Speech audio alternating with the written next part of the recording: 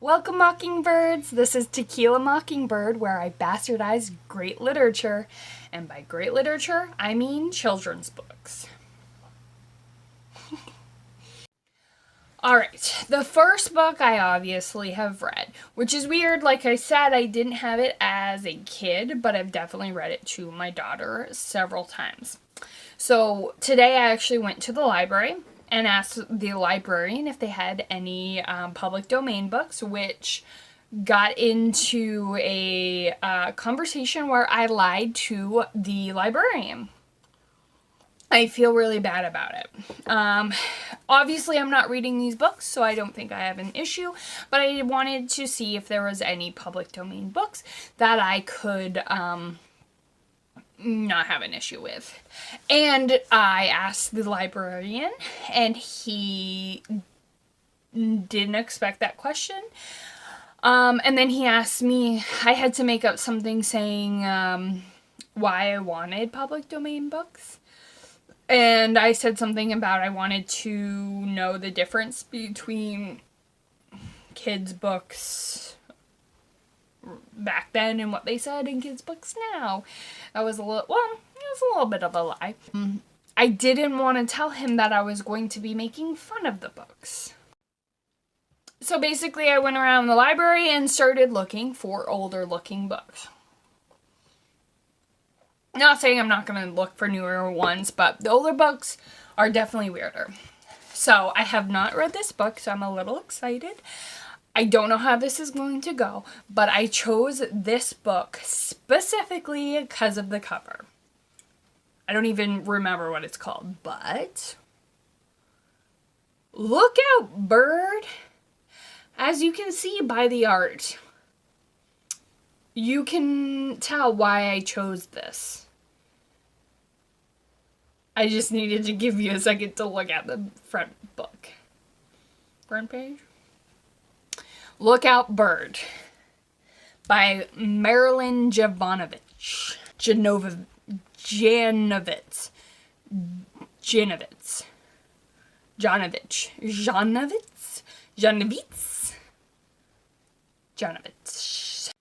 I'm so excited to read this book for the first time. But I skipped a page and something hit a bird right off the bat. Snail slipped. What? What? Snail slipped, I guess, from a leaf. Okay. I didn't know that this was the start of the book, because on the first page there's all like the publishing stuff. So we're just getting right into this, which I love. So if we can remember, the first page is Snail slipped and hit a bird. This is actually another reason. I just opened up the page and I saw this bird in excruciating pain, and I said, I need this book. I need to know what's going on with this book. So a snail slipped and hit a bird. Bird flew. I'm not sure if this can be counted as writing. I'm sorry, that's very rude. The fact that she's gotten this published, good for her. The fact that she can draw, awesome. But seriously? And frightened a frog. Can I just ask, what environment are we in that a snail fell and hit a bird, and then the bird was near a frog and the frog was frightened? I just don't know what type of environment. I need an establishing shot. I just need this little puddle here is not that establishing shot, because are we in a swamp? Why is there apparently a tropical bird, which I don't know many birds with yellow bodies, blue wings, and green tails, near like a lake toad. It's not even like a tropical toad, which kind of would make sense, but it's a lake toad. Like it's just a normal green toad hopping. And toppled a turtle. Okay. We've got some sort of sickly bird from the tropics scaring a frog and also toppling a turtle. And then snails. What climate is snails in? Okay, apparently snails live in all kinds of different tropics. The turtle swam. Cool. Okay. I draw the line. A salamander? So the turtle splashed a salamander. Okay, salamanders are specific environments. Okay, I'm sure that turtles, frogs, and salamanders do live together, but I definitely Googled it. And one of the thing that kept coming up in a lot of them with snails, salamanders, and salamanders is that they live in ditches. So I think this book is taking place in a ditch, which makes sense. So apparently the salamander scurries. Okay, cool. Onto a rock. So we move from the pond where the turtle swam into underneath a lily pad, which I'm wondering if a lily pad is a different environment as well. And we crawl onto a rock, which is in a ditch, which we have just discovered from Google. And apparently the salamander woke a mouse, and the mouse sniffed. Cool. I don't like how the sentences, I guess, that the start of this sentence is on the rightmost page, and then the end of the sentence is on the left. I don't like that because I'm not quite sure where a sentence begins and where a sentence ends. But again, a mouse sniffed. And bothered bees. Oh, crap. This mouse is... Oh my god, this made me think of, shoot, what is that name? My husband's coming up. I know he's going to interrupt us.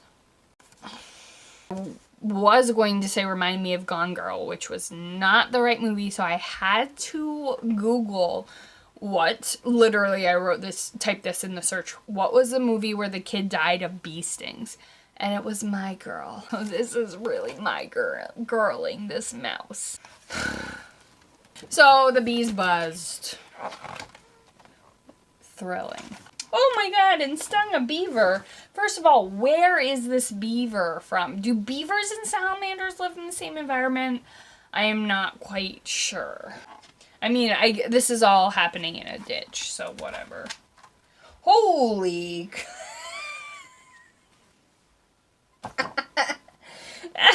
Okay, back up. So the bee stung the beaver, and then the beaver swatted, and bitch slapped the snake. It doesn't say that, it just said slap the snake. And the snake slivered, which again, what environment are we in? And what kind, is this a garter snake? Because this is a pretty big ass snake that is almost the size of a beaver. Jesus. And bumped into a beetle. Okay, whatever. I'm done with this book, and this book still has a couple more pages. There's a mushroom, there's a snake, there's a beaver. I just can't. And tickled a toad. Okay. Again, where are we? We're still in the ditch. We're still in the ditch. I guess a beetle tickled a toad and knocked a duck up. Oh, sorry, just knocked a duck. That's a different story. The duck dived. Again, I think the colors are really messed up. Like, what duck has a green head and white, just white? And then, like, what bird is yellow with blue feathers and green tail? Like, the toad's pretty good. Mushroom's not bad. The beetle's fine, whatever. Yeah, everything else is, like, do they not understand what, like, fowl are? Like, what colors they are? This is not a sentence. The duck dived. The duck dived. What? Isn't it dove? Duck dived? Okay. We need to back up. The toad hopped and knocked duck. Okay, so I guess these are the animals' names. So the duck is duck. So duck dived? Is that a word? Isn't it duck dove? The duck dove or duck dived? I need to look this up. Apparently, dived is more traditional than dove, but dove crept into the American lexicon over 2 centuries ago. So duck dived, and flapped fish. Isn't flap what you do at night in your bedroom by yourself? I guess the duck dived and flapped fish. Oh, okay. Okay. I see what we're doing. See, this is the problem. Okay, nope. Slap snake. Okay, yeah. We are stung beaver, beaver swatted. I thought we were trying to go with the alliteration. Bothered bee, buzz. But then we stung a beaver and the beaver swatted.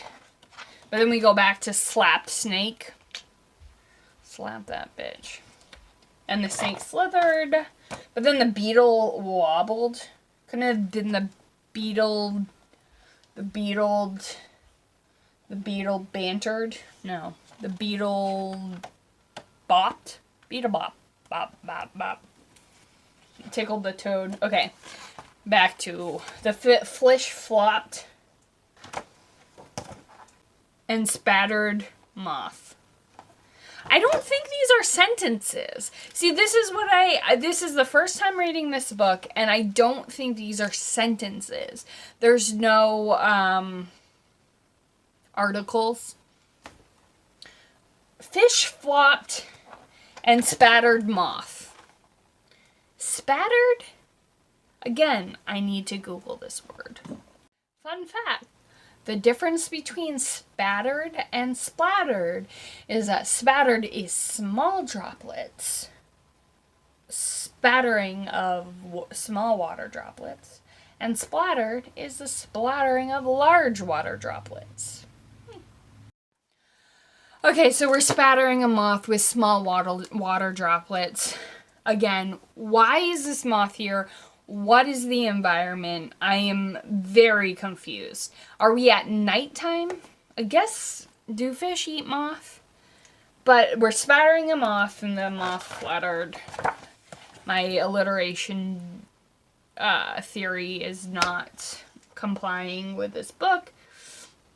And startled the snail. Oh, and it says, oh no, not again. So I guess the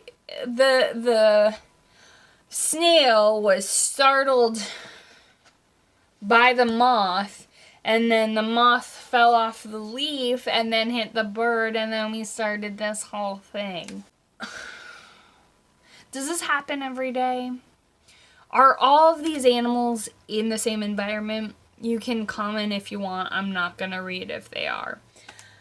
I just don't believe... I need to picture that we're in a ditch.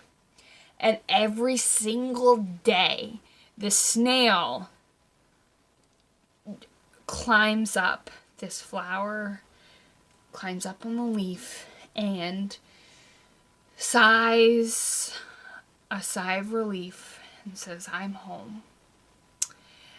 And then every gosh darn day, that friggin' moth gets startled by a gosh darn fish and topples the snail off and hits a bird, and then I guess we start the whole cycle again. This whole ditch is like a friggin' small town where you all know each other and one person does something and everyone knows about it.